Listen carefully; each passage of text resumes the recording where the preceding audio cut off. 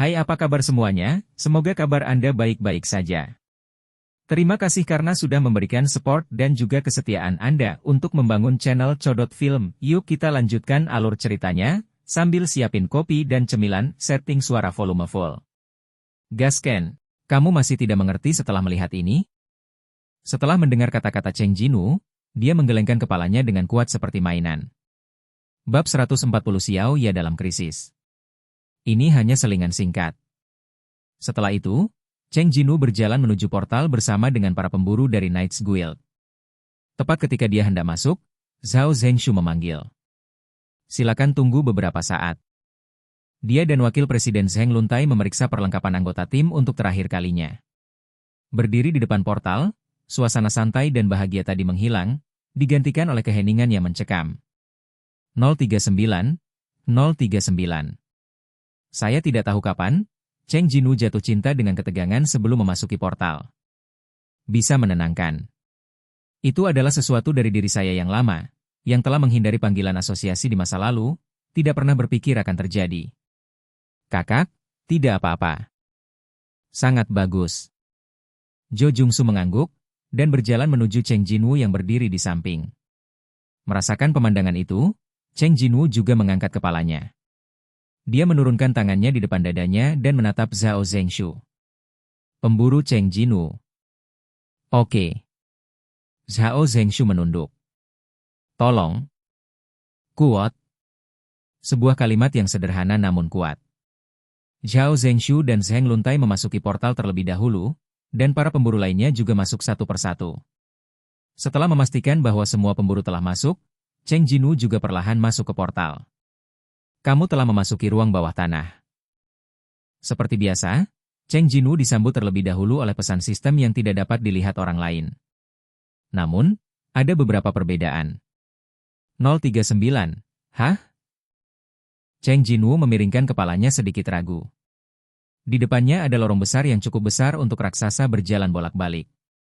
Meskipun saya tidak sering masuk dan keluar dari ruang bawah tanah tingkat tinggi, saya mengunjunginya sekali. Yang mengejutkan Cheng Jinwoo bukanlah ukuran penjara bawah tanah itu.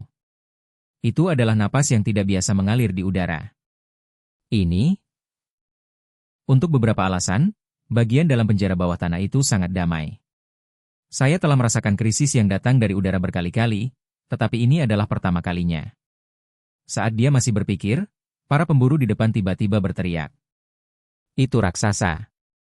Bertentangan dengan ekspektasi Seong Jinwoo, tim penyerang menghadapi bahaya di pintu masuk. Itu ogre berkepala dua. Kuat, hati-hati semuanya. Secara umum, monster seperti ogre hanya akan muncul di monster level boss di dungeon lanjutan. Tapi kali ini ogre muncul tepat di pintu masuk. Ho! Oh. Raksasa berkepala dua membuka mulutnya yang berdarah ke arah mereka, dan volumenya lebih dari 2 kali lipat dari raksasa biasa. Dan kekuatannya tidak terbayangkan. Jika tim penyerang setengah matang lainnya bertemu dengan ogre berkepala dua di ruang bawah tanah, mereka pasti akan ketakutan setengah mati. Tapi ksatria elit Ordo berbeda. Ini dia. Pemburu perisai daging Zhao Zhengshu, yang merupakan bagian dari tank, berlari ke arah depan ogre sambil meluncurkan pertahanannya. Ogre segera melihat kehadiran yang mengancam. Menanggapi serangan gencar yang akan segera terjadi, ogre mengangkat tongkat sebesar pohon tumbang di atas kepalanya. Bang! Itu menjatuhkan tongkat ke tanah dalam satu gerakan, dan hantaman besar mengguncang seluruh gua. Namun, Zhao Zhengshu, yang menggunakan keterampilan untuk memperkuat otot-otot seluruh tubuhnya, berhasil melawan kekuatan besar dari raksasa berkepala dua. Saudara laki-laki. Saya baik-baik saja. Kalau begitu aku juga datang. Zheng Luntai, yang kemampuan tanknya hanya kalah dengan Zhao Zhengshu, segera bergabung di medan perang. Sebagai orang kedua dari perisai daging, dia menahan serangan ogre berkepala dua bersama-sama di samping Zhao Zhengshu.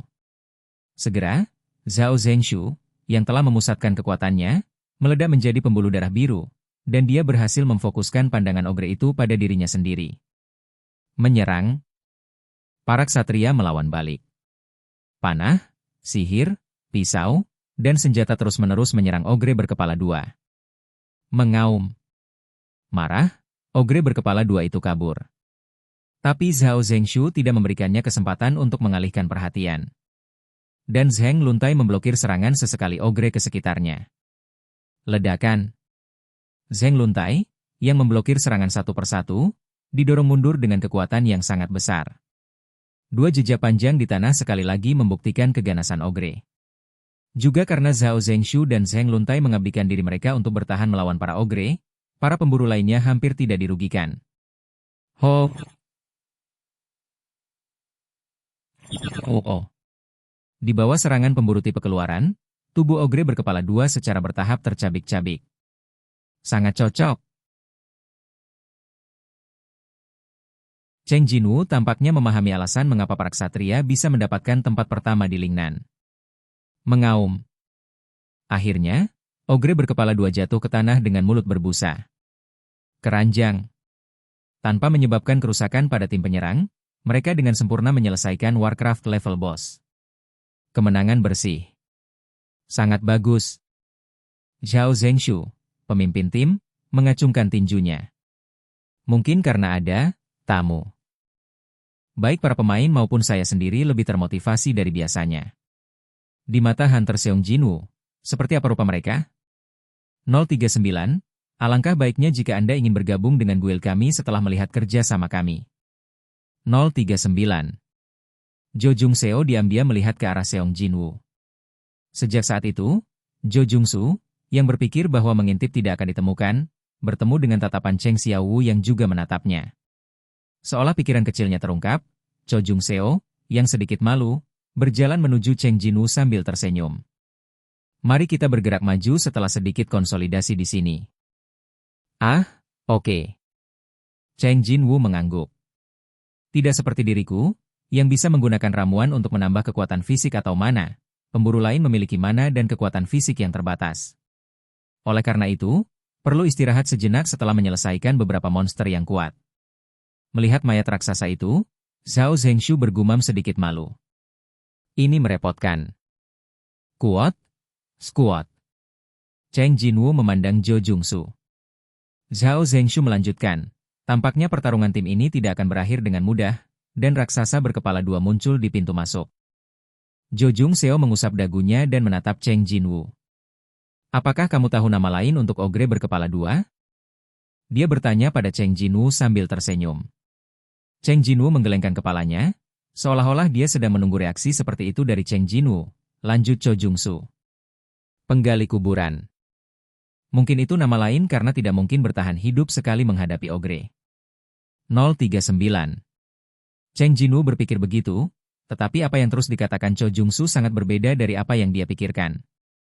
Kuat, ini karena... Zhao Zhengshu melirik ke kedalaman gua. Matanya sepertinya memberitahu Cheng Jinwoo bahwa dia merasakan aura dingin yang memancar dari kedalaman gua. Tidak ada masalah saat muncul sebagai bos, tapi saat muncul di pintu masuk Dungeon. Cheng Jinwoo bisa melihat kekhawatiran di wajah Cho Jung Seo. Akan ada mayat hidup. Pusat Keluhan Asosiasi Hunter menerima panggilan darurat. Suara seorang gadis kekanak-kanakan. Itu, apakah itu asosiasi pemburu? Segera setelah telepon tersambung, suara isak tangis seorang gadis terdengar dari gagang telepon. Ya, ini asosiasi pemburu. Tolong beritahu saya. Oke guys, jangan lupa like, comment, share, and subscribe di channel Cho.Film. See you next video, PHC out and bye-bye.